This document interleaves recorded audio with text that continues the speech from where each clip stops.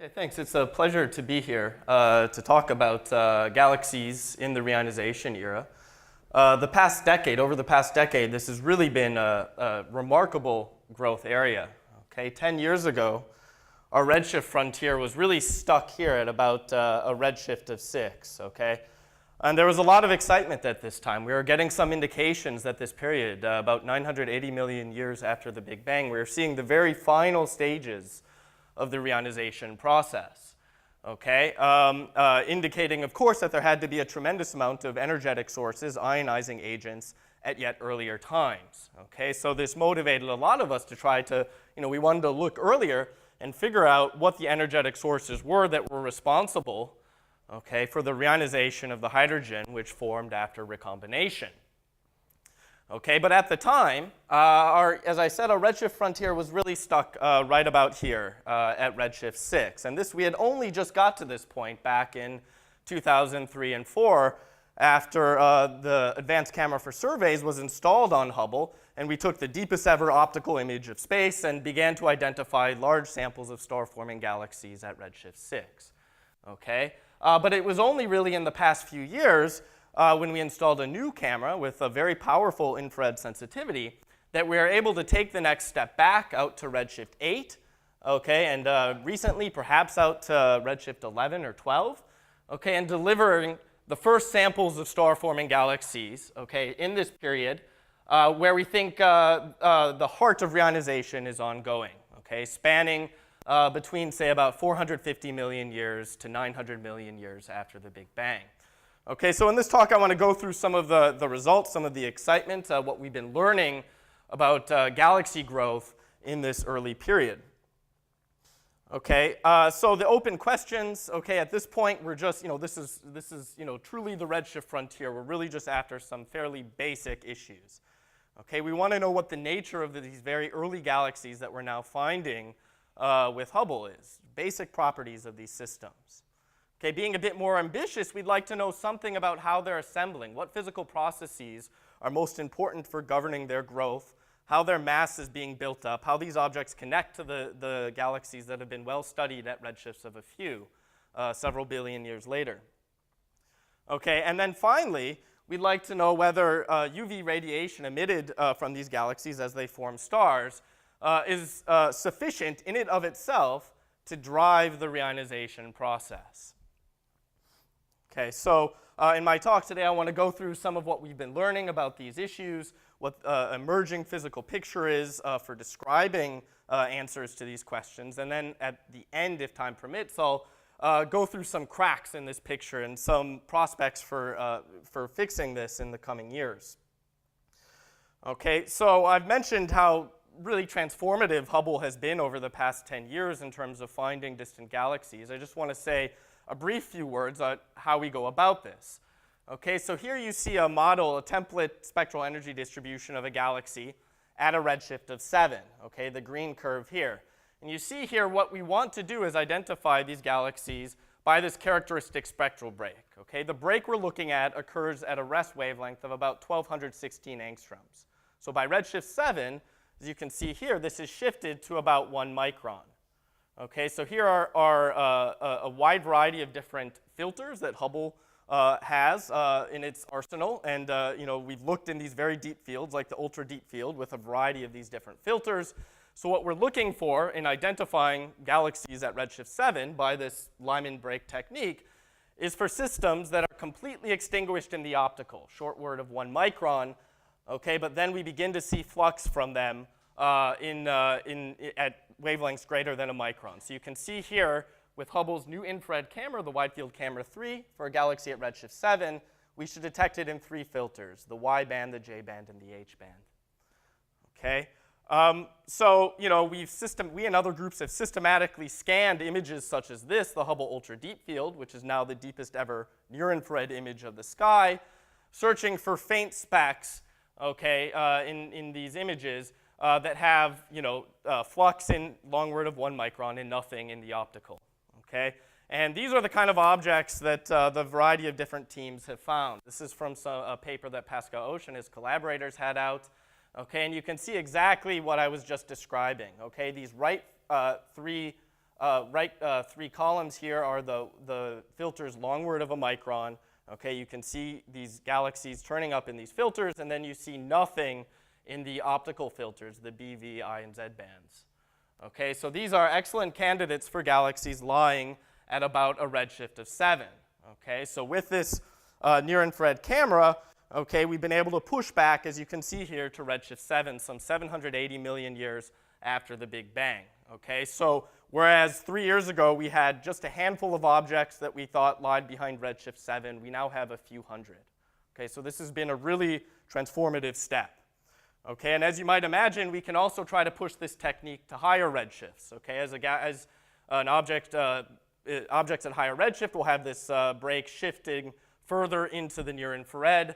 Okay, and you get objects that look like this. Okay, here you see two systems. These are both strongly lensed, identified in behind clusters through the CLASH program.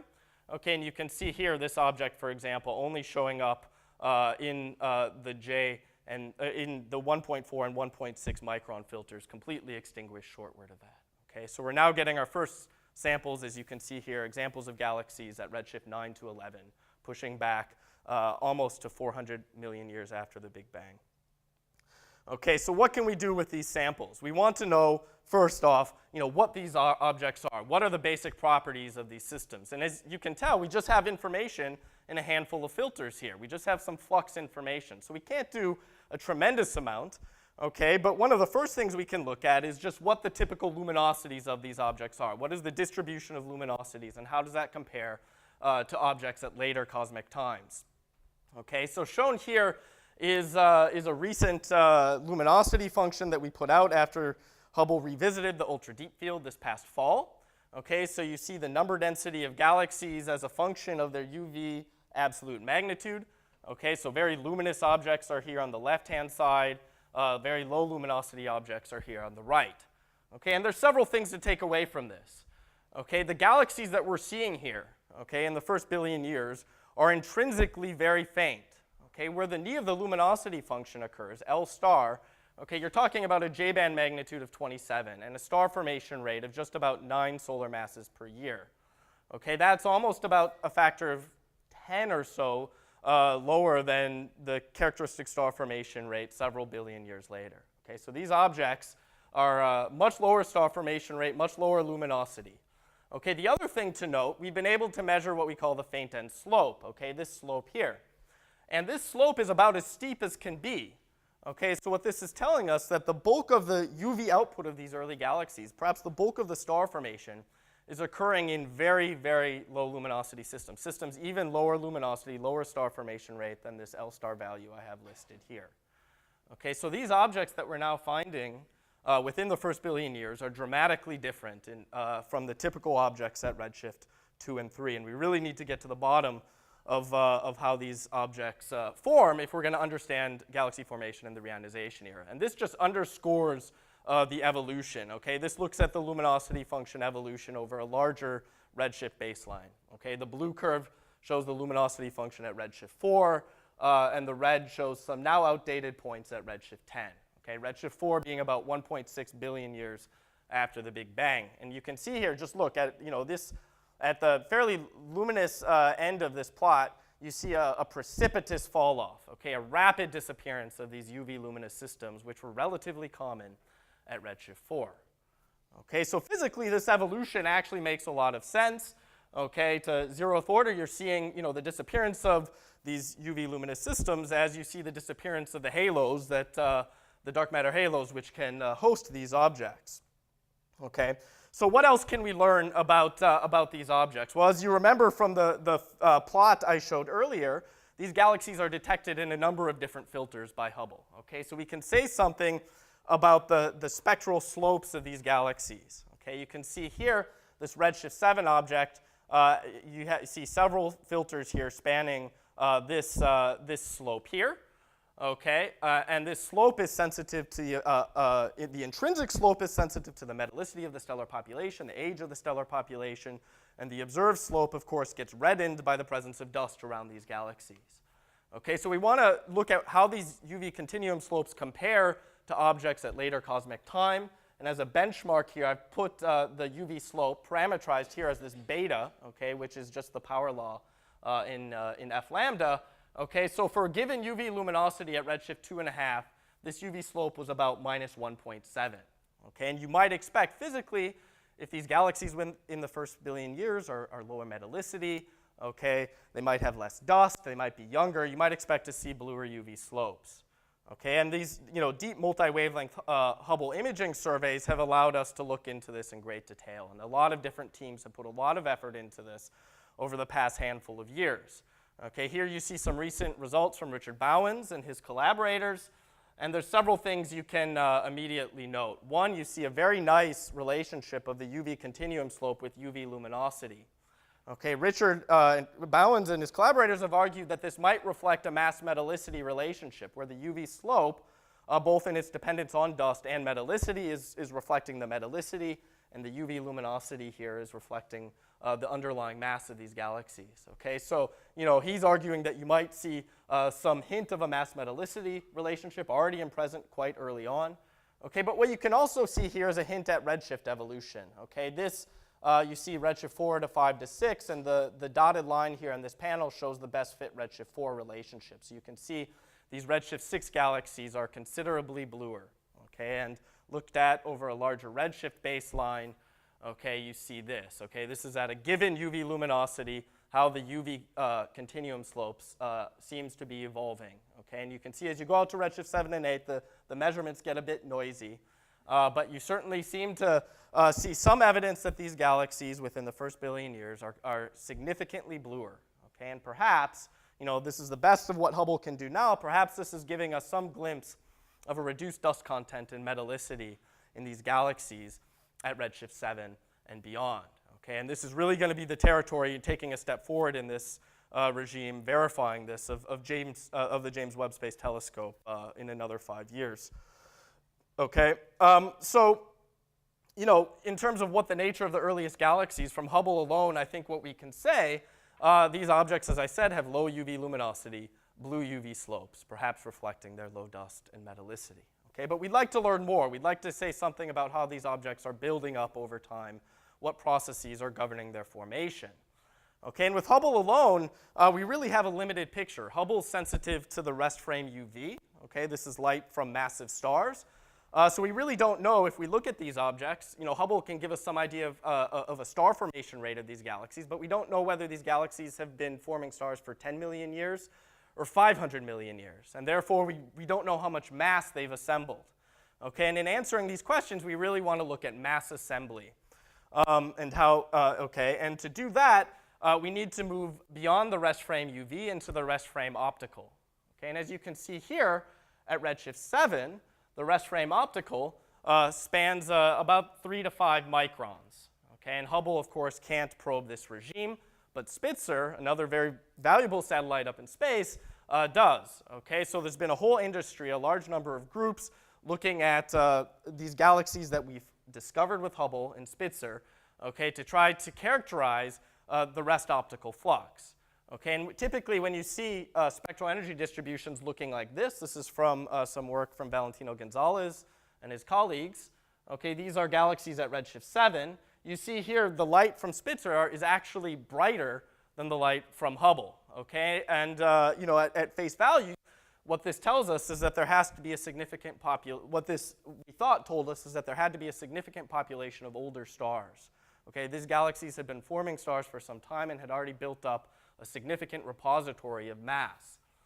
Okay, and this was very interesting, but more recently, a number of the different groups have been showing that actually a lot of this light is not from the light from A stars, from older stars, but it's from emission lines like H alpha and oxygen 3, reflecting not older stellar populations, but the younger stars which are actually forming in these galaxies.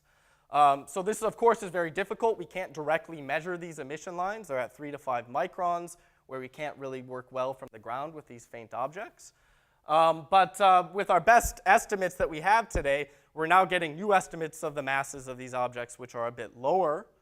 Okay, and in doing so, we're able to look at the evolution in what I have here is the specific star formation rate. This is the evolution of the star formation rate divided by the stellar mass. Gives some idea of the growth rates of these early galaxies. And with the most recent measurements of the different groups now at redshift 7, we're finding that these objects at redshift 7 have very large specific star formation rates. They have very rapid growth rates. They're building up their mass given very, very rapidly, much more rapidly than objects at redshift of a few. Okay, and there's a lot of controversy, as you can see earlier on from this, but now the variety of different groups, there is some consensus building here. Okay, so what might be driving this kind of evolution? Yeah. That's at L star? That's at a fixed stellar mass of like 5 times 10 to the 9 solar masses. It's the best that we can match stellar mass from bin to bin. It's all the way through. I mean, we do SED fitting to fit the stellar mass. So, I mean, that's driven, by the ratio of basically the rest optical to the rest UV flux. So it's basically saying that that ratio is getting lower. And physically, what may be driving this, I guess, is, what I want to show here is that perhaps this is what we might expect. So here you see what is often termed the star formation main sequence. Okay, so you see on the x-axis the stellar mass, the y-axis the star formation rate. And you can see here, these are some predictions from simulations, from hydro simulations from Romil Davé's group, but these are pretty generic as far as what most hydro simulations show, what most semi-analytic models show here. And what you see here is an evolution at a fixed stellar mass towards larger star formation rate, or equivalently larger specific star formation rate. Okay, and this is driven by the fact that as you go to higher redshift, you push to when the universe is denser.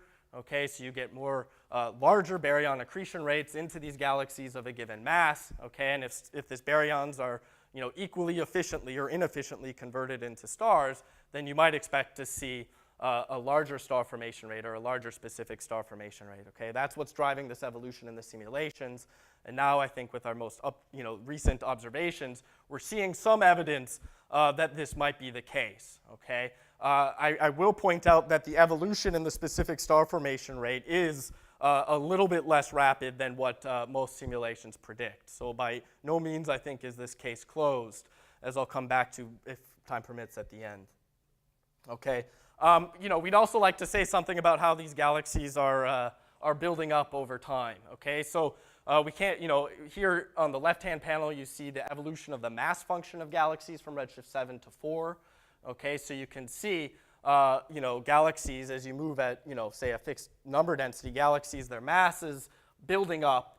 Okay, and on the right-hand panel, you see the evolution in what we call the star formation rate function. And this is from work that Renske Smit has done in collaboration with Richard Bowens and others. And again, you see, if you just look along at constant number density on the y-axis, a shift towards larger star formation rates in galaxies.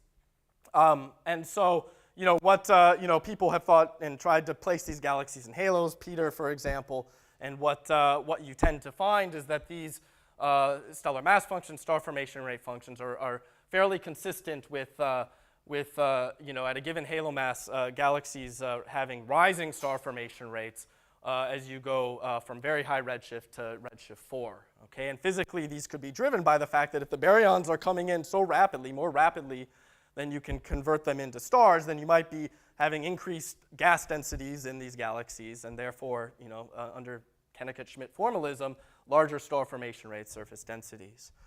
Okay, so in the remaining few minutes, I do want to say a few words about whether these galaxies can achieve reionization. The basic idea, of course, is we want to integrate the luminosity function, estimate the UV output as a function of redshift, compare that to the recombination rate, and see whether there's enough ionizations ongoing to achieve reionization by a redshift of 6. Okay, but what we're observing in these luminosity functions, that's not ionizing radiation. We're observing UV radiation at 1500 angstroms. So we need to make a lot of assumptions to convert that into ionizing photons. We need to know the hardness of the UV spectrum, what fraction of the ionizing radiation escapes these galaxies. Okay, so for the time being, we're basically just seeing whether we can find consistent solutions which can reproduce the UV luminosity function. can reproduce the requirement to finish reionization by redshift 6 and reproduce the optical depth to electron scattering that we see in the CMB. And the answer is that we can find solutions that can reproduce these requirements. Here you see a predicted reionization history from a paper that Brant Robertson had out recently, where the y-axis shows the evolution in the ionizing hydrogen filling factor as a function of redshift. And you see reionization being completed by a redshift of 6. Okay, but to do that, it's not easy. You need the luminosity function to extend well below our current limits. You need 20% of the ionizing radiation to escape into the IGM, and perhaps you need a harder ionizing spectra. Okay, so it's unclear whether these issues are true. In fact, we don't see these large escape fractions in the local universe, and just this is the last slide here. And in fact, there's some hints, as you see here, that we might expect star formation to become quite inefficient in the lower mass halos below our detection limits. So it's not clear at all whether this is the case. Okay, we also don't understand how you could have 20% escape fractions from an observational point of view. So my time's up, so I guess I'll close here, and we can continue this perhaps in the discussion later. Thank you. Can you just say what you think the most exciting things in the next 5 years will be, sort of in the pre-JWST era? Yeah, okay, so I think, in principle, the frontier fields and other deep imaging surveys in cluster fields should allow us to push down into the regime where we might expect a turnover in the luminosity function and get some idea of the true full luminosity density output of galaxies. HyperSuPrimeCam, I think, newly recently commissioned, should really help a lot as far as figuring out the timescale of reionization through looking at Lyman alpha and its impact on the IGM. So I think, continued surveys with the Wide Field Camera 3, continued, searches for Lyman alpha should really allow us to make some progress. But I really think JW and its, will open up a whole new territory by adding spectroscopy in the 3 to 5 micron regime, and that's going to be a huge breakthrough once that happens. Elliot? So could you elaborate on the argument that the nebular emission lines are contributing at 3 to 5 microns? Is that basically theoretical? No. Well, it is in some sense, but I don't buy. I think there's too many degeneracies to rely on just the models themselves. So what we've done and other groups have done is actually what we now see is the impact of these emission lines just on the broadband light itself. These emission lines are so strong. Okay, the oxygen 3 up to 1,000 angstroms in a recent paper that Renske-Smit had at redshift 6 to 7, that you can easily see one band that these emission lines are in much stronger than the other. And the exciting thing about that, we're struggling to find Lyman alpha. We see no emission lines in these galaxies from the ground. But if they have 1,000 angstrom rest frame oxygen 3 in them, then JWST is going to pick them up like that. Okay, so it's good in that sense. But it makes it very difficult now to get good masses.